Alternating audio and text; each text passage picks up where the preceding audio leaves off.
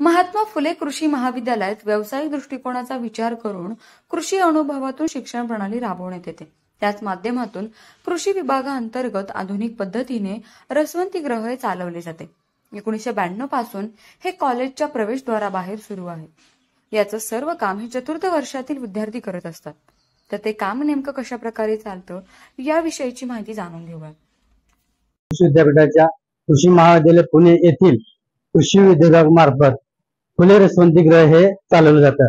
हे रसवंतीगृह आहे हे सर्व आपण आपले जे लास्ट इयरचे विद्यार्थी असतात, ELP मॉड्यूल ज्याला आपण एक्सपेरियन्शियल लर्निंग मॉड्यूल, या मुलांच्या सर्व विद्यार्थी हे ऊस तोडण्यापासून ऊस साळून आणणे, त्याची वाहतूक करणे, त्याच्यानंतर ऊस इथं आणल्यानंतर त्याचे पिलिंग करणे, त्याच्यानंतर त्याचे गाळप करणे, रस स्वच्छ तयार करून ते विद्यार्थ्यांमार्फत सर्व ऍक्टिव्हिटी हे आपण करत असतो आणि आपल्या सर्व ग्राहकांना चांगला ताजा रसरशीत ऊस आपल्याला मिळत असतो। तो आपण 20 रुपये प्रति घास याप्रमाणे विकत असतो। हा जो ऊसाचा रस आहे तो आपल्या विद्यापीठाने प्रसारित केलेल्या जे खास ऊसासाठी जाते आहेत त्यामध्ये पहिली दामोदर आहे, दुसरी को 1502 आहे। या जातीचा ऊस आपल्याला रस म्हणून आपण घेत असतोय, कारण या दोन जातीचा रस ऊसाचा रस आपण हा तिथे काढत असतोय आणि हा रस आपल्या ग्राहकांकडून चांगल्या पसंती झालेला आहे।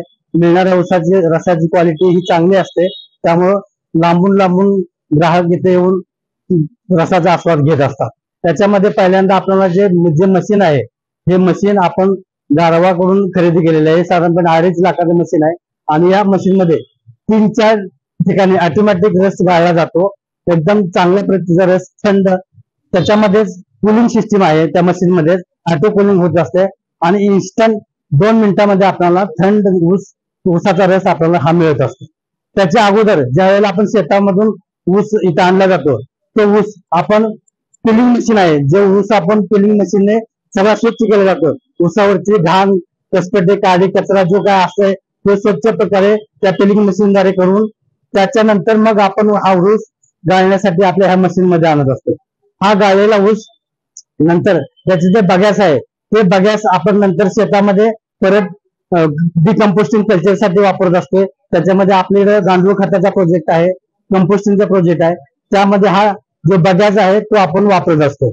आपल्या विद्यापीठामध्ये कृषी विभाग तसेच कृषी रसायनशास्त्र विभाग या दोन्ही विभागाकडे गांडूळ खत प्रकल्प आहे, त्याच्यामध्ये हा बगॅसचा आपण वापर केला जातो आणि सर्व प्रकारचे बगॅस म्हणा, ऊस, त्याचे पाचड, चाला हे आपण डिकम्पोस्टिंग प्लस ऊसाच्या रसासाठी वापरत असते।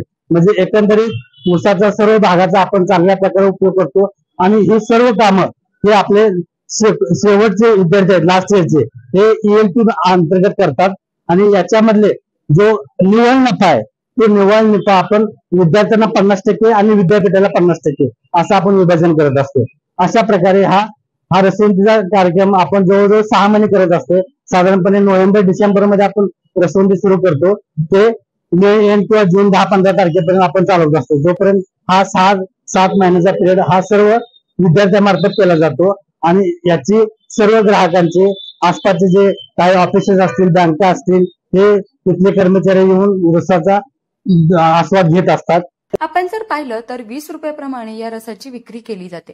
या रसामध्ये लिंबू, आलं तसंच पुदिना देखील टाकला जातो।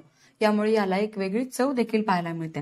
तसंच याची क्वालिटीही चांगली असल्यामुळे ग्राहकांची याला पसंती देखील मिळत आहे। प्राची केदारी, लोकल 18, पुणे।